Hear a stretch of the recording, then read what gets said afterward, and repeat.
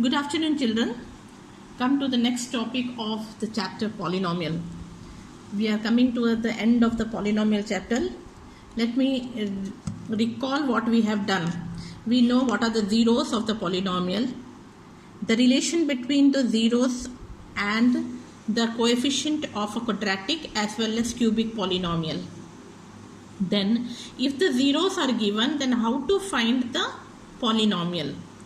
And also yesterday we had started how to find the, and we also know the sum and the product of the zeros, the formula.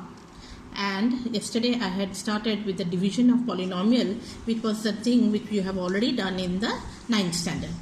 Now today we come to the next topic, which is next question. Actually, it's not topic, but it is one of the very important questions, children. It comes from the board exam often. Obtain all the other zeros of a biquadratic polynomial. You can see that this polynomial is of degree 4. Okay. Since this polynomial is of degree 4, it will have at most 4 zeros. Okay. 2 of the zeros are given as square root of 5 by 3 and minus square root of 5 by 3. We are supposed to find the other 2 zeros. So see the method which I am going to follow. Okay. Now, root 5 by 3 and minus root 5 by 3 are zeros. Therefore, x minus root 5 by 3 and x plus root 5 by 3 are factors. Do you agree with this? Last year we have done. If a is a 0, then x minus a is a factor. So similarly, so these are the factors.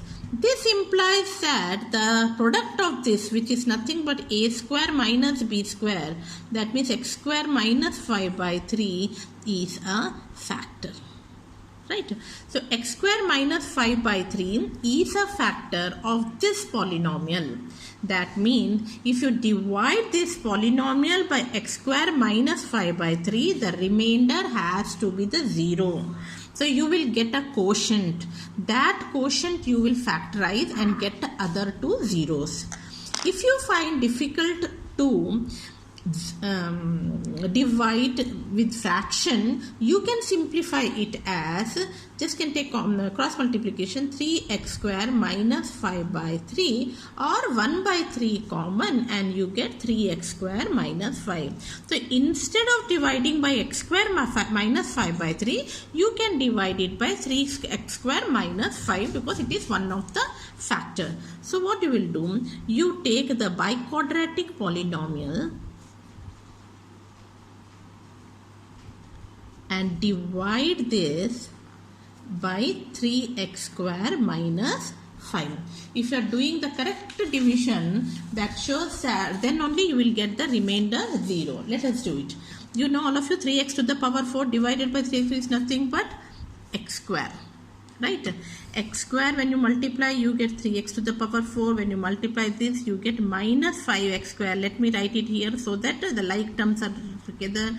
The sign will change. This will cancel. 6x cube will be written first, and 5 minus 2 will be 3x square minus 10x minus 5. Then you will divide this by this. You will be getting plus 2x. 2x when you divide, you get 6x cube minus 10x. Let us keep it here. Then subtract. The sign will change. This will cancel. Minus 10x plus 10x also will cancel. And you get 3x square minus 5. 3x square minus 5 divided by this will be nothing but 1. So you get 3x square minus 5 and the remainder is 0. That is, it has to be 0 because 3x square minus 5 is a factor. So you got now that x square plus 2x plus 1 is another factor because it is a quotient. Therefore, x square plus 2x plus 1 is also the factor. You can factorize this. Okay, because it is a quadratic polynomial. You can split the middle term, or you can use a plus b the whole square formula. Anyway, you can split it. What we see is that this is x plus 1, x into x plus 1. And you get x plus 1 into x plus 1. That means x plus 1 and x plus 1 are the factors, therefore minus 1 and minus 1 are zeros. Over. Okay, so the two other zeros are minus 1 and minus 1. I repeat, very important question, 4-mark question. This one, the biquadratic polynomial is given. 2 zeros are given. We are supposed to find the other 2 zeros. Okay, so since 2 zeros are given, we can get the factors. The product of this factor will also be a factor. So product of this can be simplified like this. So we are dividing this biquadratic polynomial by this factor 3x square minus 5. We get a quotient, and this quotient will be the one of the factor of this since the remainder is 0. So this one, when you factorize it, you will get x plus 1 and x plus 1. Therefore minus 1 and minus 5 are the other 2 zeros. I hope you understood. Today I will give some 2 problems from outside the textbook but of the same kind. Try to do. Okay. Now let me come to the other topic of the chapter. Okay. On dividing this polynomial by gx, we are getting the quotient and remainder as this. Find gx. That's very nice. The divisor is not given. The quotient is given and the remainder is given. The dividend is given. So we are supposed to find the divisor. So we know, just like our division algorithm for the numbers, for division algorithm is true for the polynomials also. The dividend is equal to quotient into divisor plus remainder. So whatever is the dividend here, let me write it px. Okay, quotient as qx, divisor as gx, and this as rx.